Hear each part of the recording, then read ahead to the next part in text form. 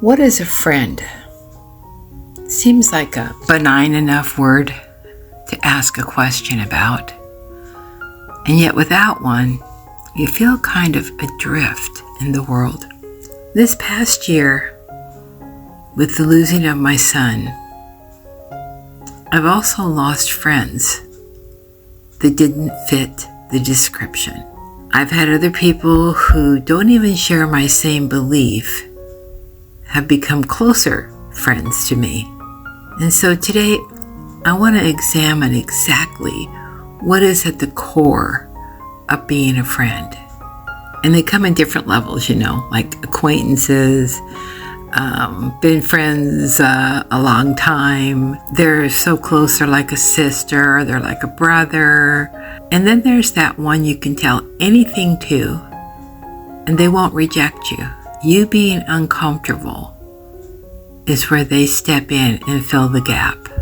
And that's what I've seen over this last year, which, okay, great, I saw it. How does that change me?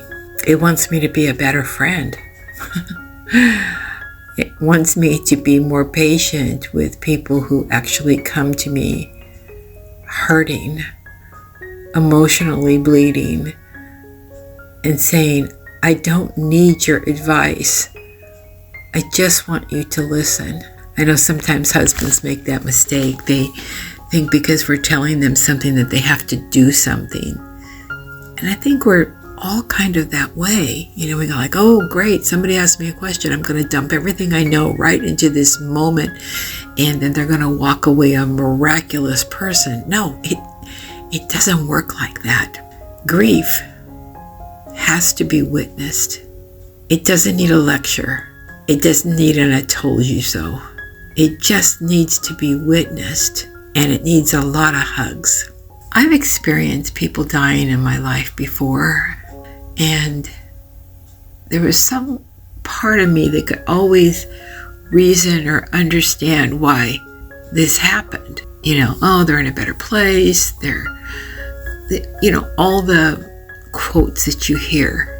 But when you lose a child, you're on a whole different level of grief that you could never imagine in your whole life.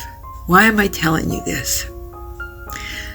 Because there are hundreds of thousands of people out there who've lost a child, and they need you to love them and to witness their grief when that cloud sweeps over them. It doesn't last a long time, but it also doesn't need judged, or you should be over it by now, or think about something else. It's like, how about those Dodgers?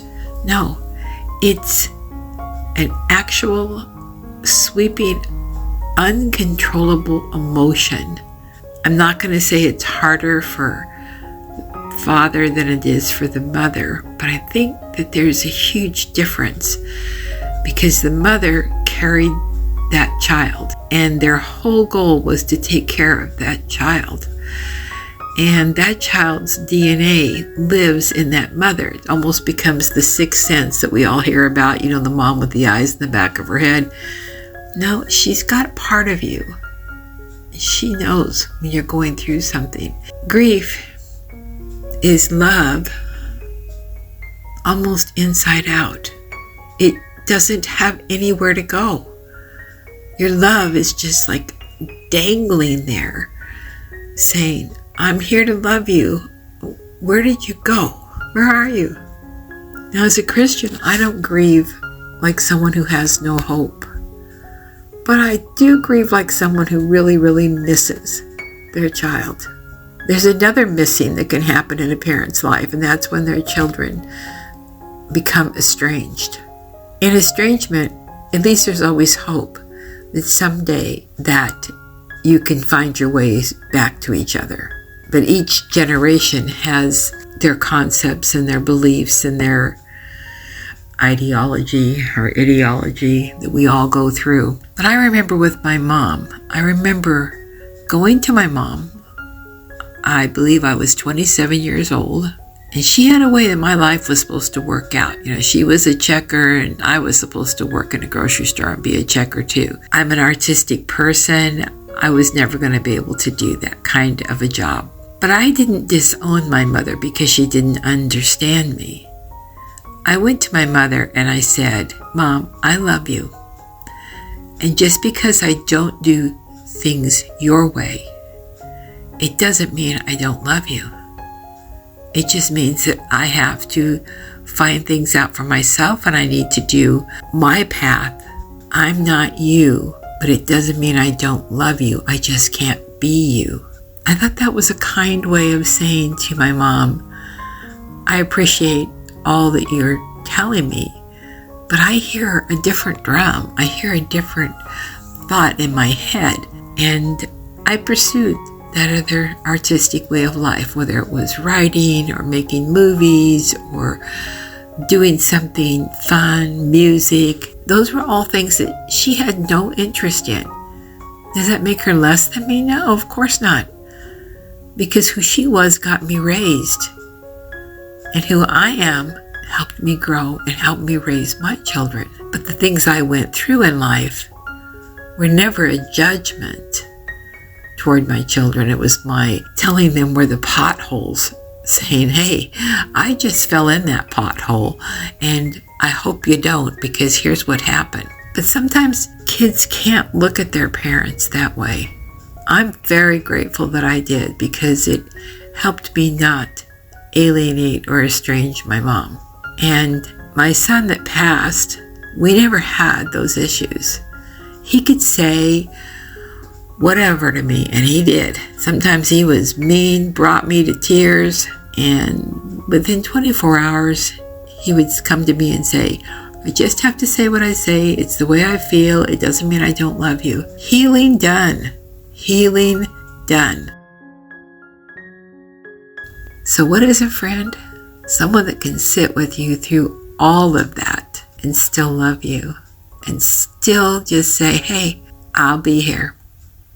I'm not going to give you advice. I'm just going to be here and witness the fact that you hurt, and you can say whatever you want that goes through your mind, that helps you sort what you're going through right now." But the beauty in all of this is that my friends that have been true friends to me, they didn't go away either.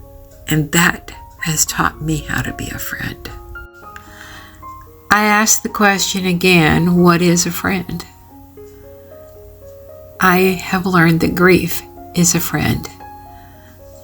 I have my earthly friends who carry me through some of those dark moments. And then I have my grief, which is like love inside out. And during that time, I am with my son, remembering all the things that were precious and upsetting and funny. That's what grief gives to me. It's a gift. And we learn how to walk with grief. This is not a journey. This is a life that we have now. And it's not all bad, because in his absence, he seems to have grown larger in our lives and consume our thoughts. So I thank God for this stage of my life and for my new friend, grief.